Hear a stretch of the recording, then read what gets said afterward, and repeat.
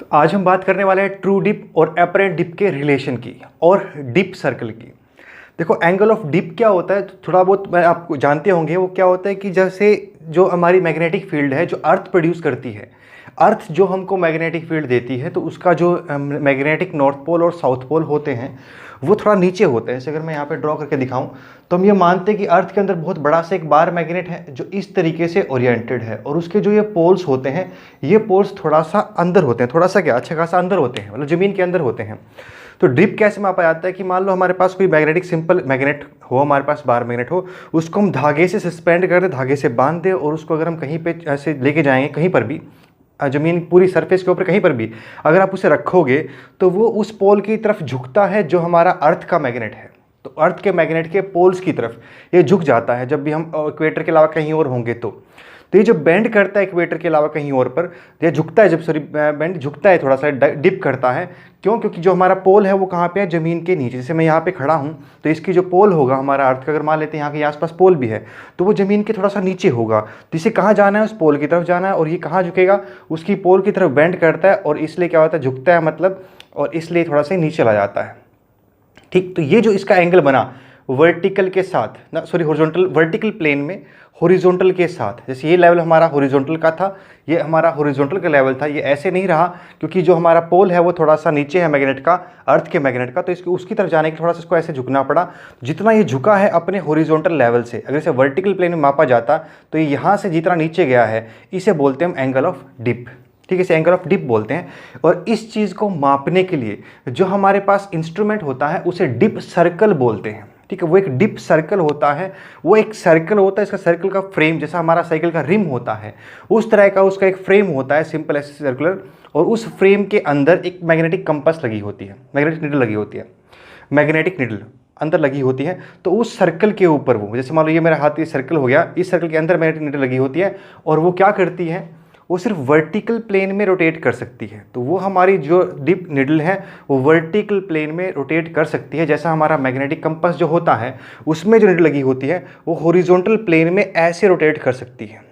मतलब अगर वो चाहेगी कि यूँ नीचे झुकना, क्योंकि अगर उसे कहीं पे दिखेगा कि जाना कहाँ पे मैग्नेट है, उस जाना कहाँ पे है, जहाँ पे दूसरा मैग्नेट का पोल है। दूसरे मैग्नेट का पोल अगर बाई चांस थोड़ा नीचे है तो ये अगर नीचे जाना चाहेगा तो जा नहीं सकता, क्योंकि इसके उस तरफ फ्रीडम नहीं है, इसको उस तरफ जाने की आज़ादी नहीं है, हमने ब्लॉक किया हुआ है। क्योंकि मैग्नेटिक कंपास होता ही ऐसा है, उसमें जो उसकी फ्रीडम है, उसको मूव करने की फ्रीडम सिर्फ हॉरिजॉन्टल प्लेन में ही होती है।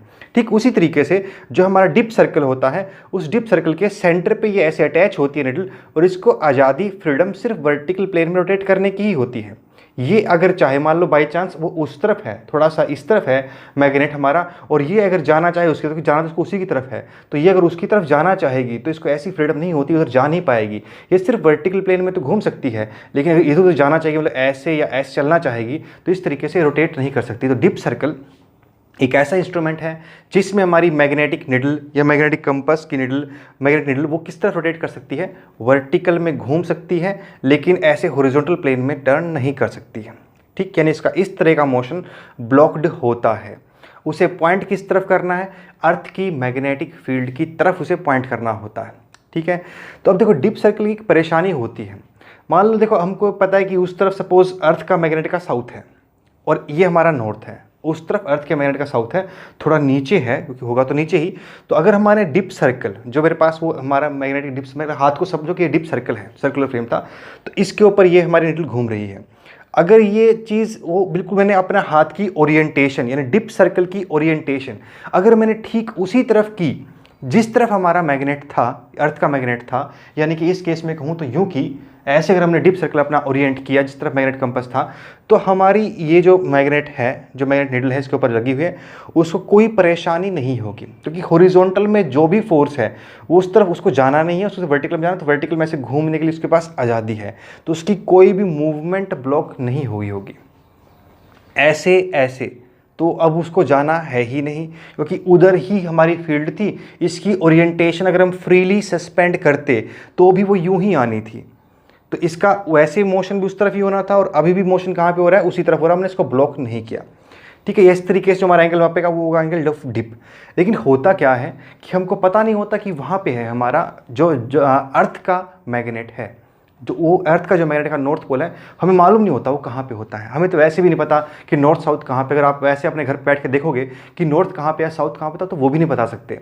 ठीक, थोड़ा बहुत उसमें वेरिएशन आ जाती है। तो इस वजह से क्या होता है, मान लो अब देखो मैंने अपना ओरिएंटेशन, डिप सर्कल की ओरिएंटेशन अगर उधर कर दी, उस तरफ कर दी, तो मेरा जो ये मैग्नेटिक नीडल थी अगर ये फ्रीली सस्पेंड होती, बाई चांस मान लेते हैं कि थोड़ी देर के लिए हमको मालूम है कि वो उस तरफ है, तो उसको यूँ जाना चाहिए था। ठीक, वो कैसे जाती, वो ऐसे जाती, लेकिन मेरा हाथ यानी मेरा जो डिप सर्कल है उसको इस तरफ की मूवमेंट तो अलाउ ही नहीं कर रहा, तो उसके वो ऐसे मूवमेंट को ब्लॉक रखेगा और वो सिर्फ थोड़ा सा ऐसे वर्टिकल में थोड़ा बहुत झुक पाएगा।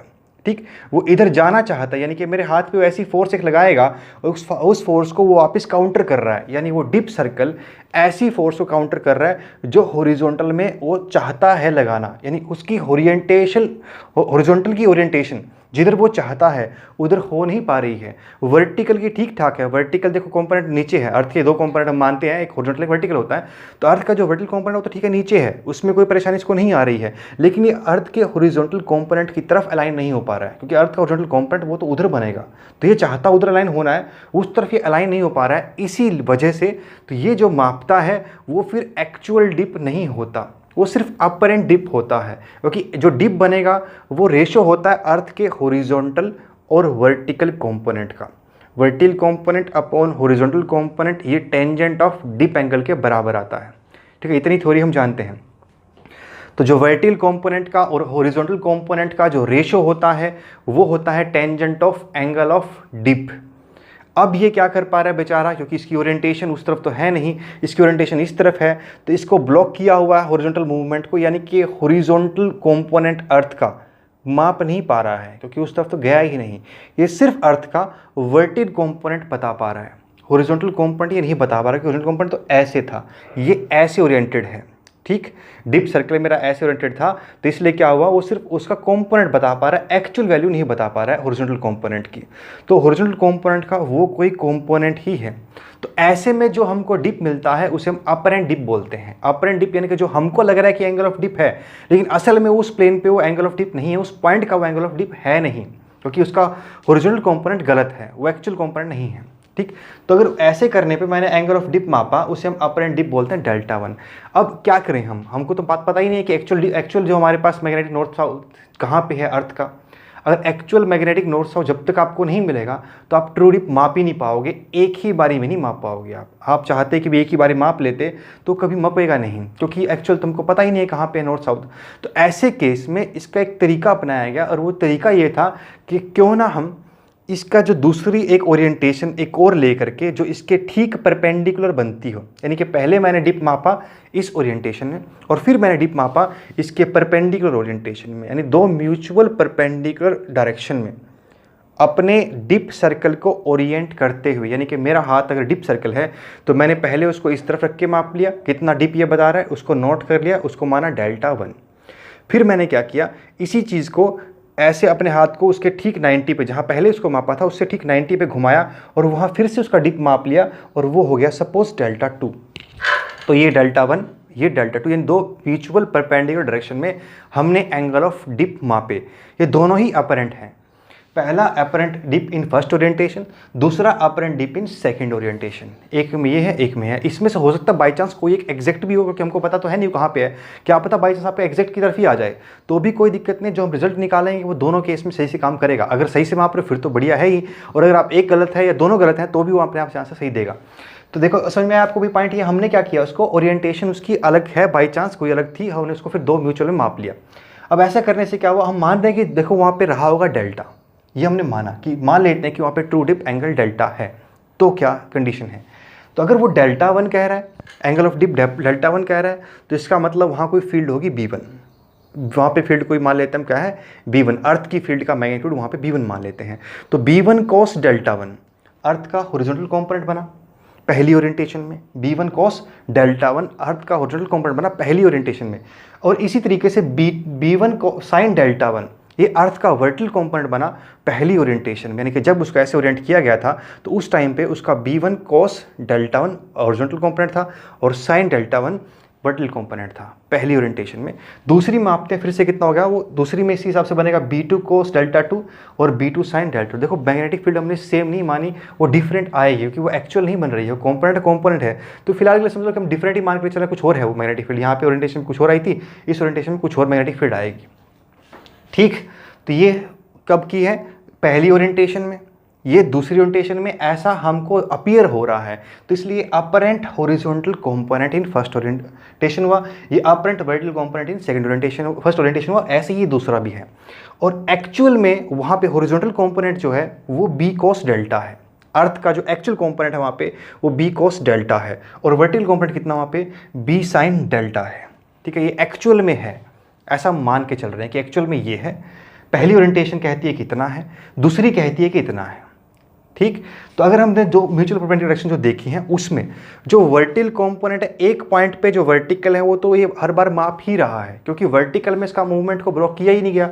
वर्टिकल में तो ये अगर इसको किसी भी ओरिएंटेशन में रखोगे तो इसको जाने की पूरी आज़ादी है। तो अर्थ के वर्टिकल कंपोनेंट को तो ये हमारा डिप सर्कल रिस्पॉन्ड करता है हर ओरिएंटेशन में, कैसे मर्जी रखो उसको। अगर हमारा एक्चुअल उधर है तो आप किसी तरफ घुमा के रखो, ये हर बार अर्थ के वर्टिकल कंपोनेंट को रिस्पॉन्ड कर रहा है, क्योंकि वो तो ब्लॉक किया नहीं गया। लेकिन अर्थ के हॉरिजॉन्टल कंपोनेंट को ये हर बार रिस्पॉन्ड नहीं करता, सिर्फ तभी करेगा जब वो उसी की ओरिएंटेशन डायरेक्शन में हो जाएगा। नहीं तो ये, क्योंकि आज़ादी तो इसके पास है नहीं, मूवमेंट तो इसके पास, फ्रीडम तो इसके पास है नहीं हॉरिजॉन्टल प्लेन में घूमने के लिए, तो ये कभी भी उसके तरफ पॉइंट नहीं करेगा अगर एक्चुअल डायरेक्शन की तरफ ओरिएंटेड नहीं हुआ हमारा डीप सर्कल। तो ऐसे केस में ये अर्थ के हॉरिजॉन्टल कंपोनेंट के एक कंपोनेंट की तरफ पॉइंट करता है। जैसे मैंने माना यहाँ पे कि मान लेते हैं कि ये हमारा अर्थ का एक्चुअल कंपोनेंट है, यानी ये हमारे अर्थ का एक्चुअल कंपोनेंट है। तो पहले केस में ये अर्थ का सिर्फ एक कंपोनेंट बता रहा था, हॉरिजॉन्टल कंपोनेंट का भी कंपोनेंट बता रहा था, और दूसरे केस में भी उस कंपोनेंट का सिर्फ ये कंपोनेंट बता रहा था, हॉरिजॉन्टल वाला केस। हॉरिजॉन्टल कंपोनेंट पहले इसने ये कहा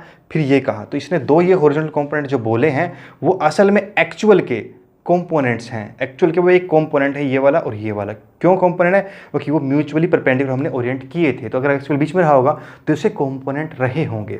ठीक, ऐसे केस में जो नेट निकलता है, नेट हॉरिजॉन्टल कंपोनेंट जो निकलता है वो कैसे निकलता है, दोनों को स्क्वायर करके ऐड कर देते हैं, है ना। वेक्टर्स अगर हमारे पास ये ए वेक्टर हो ये बी वेक्टर हो और मैं इसको रिजल्टेंट निकालूँ तो कैसे बनेगा, ए स्क्वायर प्लस बी स्क्वायर का रूट बनेगा, या ए स्क्वायर प्लस बी स्क्वायर सी स्क्वायर आ जाएगा, ये ऐसे बनेगा, कंडीशन बनेगी वेक्टर से। तो वो कंडीशन मैंने यहाँ पे लगाई कि अर्थ के जो हॉरिजॉन्टल कंपोनेंट हैं क्योंकि वो परपेंडिकुलर हैं, उनका स्क्वायर अर्थ के एक्चुअल हॉरिजॉन्टल कंपोनेंट के स्क्वायर के इक्वल आएगा। ठीक है, उसके अलावा सेकंड केस जो हम बात कर रहे थे कि वर्टिकल कंपोनेंट सबके सेम है, क्योंकि वर्टिकल कंपोनेंट के फ्रीडम को ब्लॉक नहीं किया गया। वर्टिकल में हर बार वो घूम सकता था क्योंकि उसकी ओरिएंटेशन वर्टिकल की तरफ ही है, तो ऐसे तो घूम सकता था हर बार। तो वर्टिकल कंपोनेंट सारे जो हैं वो असल में एक्चुअल ही हैं। वो पहले केस में जो B2 cos δ B1 sin δ1 आया है वो भी एक्चुअल के बराबर है, दूसरे में जो B2 sin δ आया है वो भी एक्चुअल के बराबर है, और एक्चुअल जो हमारा वो तो है ही B sin δ, वो तो है ही। तो मैंने इसमें H की वैल्यू रखी, उसके बाद B1 की वैल्यू रखी, B1 एक कंडीशन यूज़ की मैंने, ये और ये इन दोनों को इक्वेट किया, क्योंकि देखो इस वे में क्या आ गया है, तीन वेरिएबल आ गए हैं, B1 आ गया है, B2 आ गया, δ1 δ2 ये तो कांस्टेंट है हमारे, ये डेल्टा। देखो निकालना क्या है, δ1 और δ2 तो माप चुके हैं ना। हमने क्या किया, पहली ओरिएंटेशन में δ1 माप लिया, दूसरी में δ2 माप लिया, तो δ1 δ2 तो हमको पता है, निकालना डेल्टा है, तो एक वेरिएबल हुआ। दूसरा B1 B2 भी नहीं पता, चौथा ये B भी है, खैर 4 वेरिएबल हो गए। तो इसको क्या करेंगे, जो हमारे पास कंडीशन है वो यूज़ की, उसमें से मैंने पहले B1 B2 को एलिमिनेट करने की कोशिश की। तो मैंने V1 को V से इक्वेट किया, यानी कि दोनों के वर्टिकल कंपोनेंट को इक्वेट किया, एक्चुअल को पहले वाले से, तो वहाँ से मुझे B1 मिला। ऐसे ही अगर आप एक्चुअल को दूसरे वाले से करोगे तो आपको B2 मिलेगा। वहाँ उसकी वैल्यू पुट कर दी वापस कहाँ पे, B1 B2 की जगह पे। जब पुट करोगे आप तो B स्क्वायर कॉमन आ जाएगा, उस साइड से कट जाएगा। अब ये क्या बना, साइन स्क्वायर डेल्टा टी को नीचे, साइन स्क्वायर डेल्टा को दोनों में से कॉमन लेकर के उसके नीचे भेजोगे आप, तो उधर क्या बनेगा, cos square delta upon sine square delta, वो कॉट स्क्वायर होता है। तो cot square delta 1 2 plus cot square delta 1 उसके इक्वल आ गया। ये बना हमारे पास एक्चुअल डिप का अपरेंट डिप से रिलेशन। ये क्वेश्चन बहुत बार आया हुआ है, दो बार आया हुआ है, बहुत बार तो ऐसे नहीं, 2 बार आया हुआ है। एक बार आया हुआ है JEE मेंस में और एक बार आया हुआ है नीट में। लेटेस्ट ये नीट में आया था 2 साल पहले। ठीक है, तो ये रिलेशन होता है हमारे पास एक्चुअल डिप में और अपरेंट डिप में। उम्मीद है कि आप इसको समझ में आएंगे, लेकिन इसको समझने के लिए कंडीशन है, आपको इस यहाँ तक की वैल्यू जो अर्थ वाली फील्ड पता होनी चाहिए। बोर्ड का ऐसे कोई लेना नहीं है, बोर्ड से कंपोनेंट की नहीं है, मतलब बोर्ड का पार्ट ही नहीं है।